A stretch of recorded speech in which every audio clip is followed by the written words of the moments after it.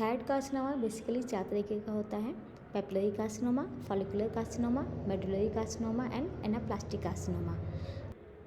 अगर frequency wise देखा जाए तो सबसे ज़्यादा फ्रिक्वेंसी होता है पेपिलरी कार्सिनोमा का, जो कि 75 to 80% है, जो कि मोस्ट कॉमन कॉज है थायराइड कार्सिनोमा का। और सबसे कम होता है एनाप्लास्टिक कार्सिनोमा, दैट इज़ 5%। अगर एग्रेसिव का बात किया जाए तो सबसे ज़्यादा एग्रेसिव जो है वो एनाप्लास्टिक है, एंड सबसे कम एग्रेसिव यानी कि जो सबसे कम डेंजरस है वो पेपिलरी है। तो papillary 75 to 80%, follicular carcinoma 10 to 20%, medullary 5%, anaplastic 5%। Papillary carcinoma इसके लिए निमोनिक है कि जितना भी पॉइंट है सारा पी वर्ड से स्टार्ट होता है। तो पहला पी से papillary carcinoma, second P popular, because it is the most common thyroid cancer, इसलिए पॉपुलर। फिर पेपिलरी पैटर्न, पेपिलरी मतलब फिंगर लाइक, तो फिंगर लाइक पैटर्न होता है। Post radiation one of the cause, यानी कि रेडिएशन के बाद जो थायराइड होगा, थायराइड कैंसर होगा, वो मोस्ट प्रोबेबली पेपिलरी कार्सिनोमा का होगा, क्योंकि ये मोस्ट कॉमन कॉज है पोस्ट रेडिएशन का। सामोआ बॉडीज, ये टिश्यू में मिलेगा, मल्टीसेंट्रिक स्ट्रक्चर होता है। Popping eyes, clear nuclei, often any eyes, often any एक कार्टून कैरेक्टर है, तो वो जो स्ट्रक्चर दिखेगा वो ऐसा पॉपिंग आइज जैसा बोलेंगे। Palpable lymph nodes, lymph node palpable होगा because of lymphatic metastasis is common, इसके कारण। Positive iodine 131 uptake, pseudo inclusion, intranuclear cytoplasmic inclusions होगा।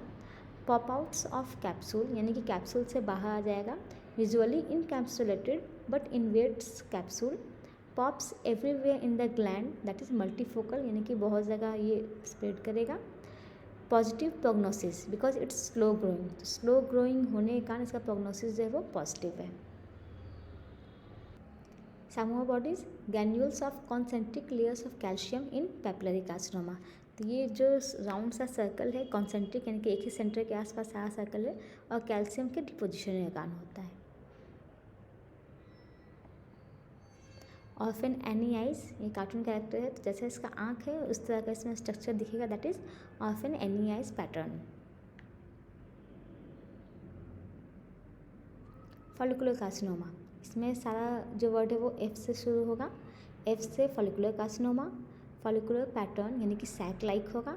फार अवे मेटास्टेसिस, यानी कि थायराइड से दूर दूर जाएगा अलग अलग डिस्टल ऑर्गन्स में, that's why because it is a blood bond metastasis, तो ब्लड के कारण डिस्टेंट ऑर्गन्स में भी मेटास्टेसिस होगा। एफएनएसी फ्यूटाइल, वो क्लियर पता नहीं चलेगा। Can not be distinguish between adenoma and carcinoma, वो एडेनोमा है या कार्सिनोमा है क्लियर पता नहीं चल पाएगा। फॉरएवर अलोन और फ्रेंडलेस, दैट इज़ सॉलिटरी नोड्यूल, ये सिंगल नोड्यूल होता है, सॉलिटरी होता है, सॉलिटेयर, तो इसको फॉरएवर अलोन या फिर फ्रेंडलेस भी कहते हैं। फॉरएवर ग्वाइटर, क्योंकि ये लॉन्ग स्टैंडिंग है, बहुत लॉन्ग टाइम तक रहता है, long standing goitre leads to follicular carcinoma, इसलिए इसको फॉरएवर ग्वाइटर भी कहते हैं। फिल्ड इनसाइड कैप्सूल, ये इनकैप्सुलेटेड होता है, कैप्सूल के अंदर ही रहेगा। 50s फीमेल, जनरली फीमेल को जो कि 50+ एज की है फीमेल को होगा, और 50+ एज के बाद को ज़्यादा होगा। एफ से favourable prognosis and frozen cold radionuclide scan, इसके लिए करते हैं scan. Follicular carcinoma follicle like structure से। Medullary carcinoma, medullary carcinoma M से, एक और एम से multimodal metastasis, lymphatic and haematogenous दोनों होगा। जो पेपिलरी था वो लिम्फेटिक था, जो फॉलिकुलर था वो हेमेटोजेनस था, ये लिम्फेटिक और हेमेटोजेनस दोनों है। MEN 2A 2B multiple endocrine neoplasia, 2A and 2B ये दोनों होगा RET जीन म्यूटेशन के कारण। डी से diarrhoea and flushing due to five hydroxy tryptamine and prostaglandins के कारण डायरिया एंड फ्लशिंग होगा। ए से एमाइलॉइड डिपोजिशन, एमाइलॉइड प्रोटीन का डिपोजिशन होगा। सी से C cell tumour, C cell tumour parafollicular C cell को कहते हैं, पाराफॉलिकुलर सेल। थायराइड में 2 तरह का सेल होता है, फॉलिकुलर सेल एंड पाराफॉलिकुलर सेल। पाराफॉलिकुलर से T3 एंड T4 सिक्रीट होता है, एंड पाराफॉलिकुलर, पारा यानी नियर, तो जो फॉलिकुलर सेल के आसपास होता है उसको पाराफॉलिकुलर सेल कहते हैं। उसको सी सेल भी कहते हैं क्योंकि सी से कैल्सिटोनिन हार्मोन सिक्रीट होता है, इसलिए इसको सी सेल ट्यूमर भी कहते हैं। तो कैल्सिटोनिन पॉजिटिव, क्योंकि ट्यूमर के कारण कैल्सिटोनिन का लेवल बहुत ज़्यादा रहेगा। CEA based embryonic antigen and crest origin, neural crest cells जो है वो इससे रिलेटेड रहेगा। तो मेडुलरी कार्सिनोमा, एनाप्लास्टिक कार्सिनोमा, इसका भी निमोनिक सारा ए से है। Anaplastic carcinoma lack of cellular differentiation, जो कि एनाप्लेसिया कहते हैं, एग्रेसिव होगा। एजिड फीमेल जो ओल्ड एज की हैं उन लोगों को होगा।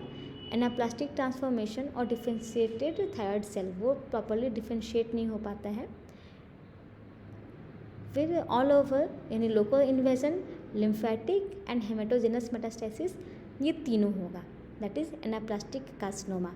पेपिलरी में लिम्फेटिक था, फॉलिकुलर में हेमेटोजेनस था, मेडुलरी में लिम्फेटिक और हेमेटोजेनस दोनों था, और एनाप्लास्टिक में एक और है दैट इज़ लोकल इन्वेंशन। तो local invention, lymphatic, haematogenous metastasis, ये सादा होगा। सो ऑल ओवर पूरे बॉडी में।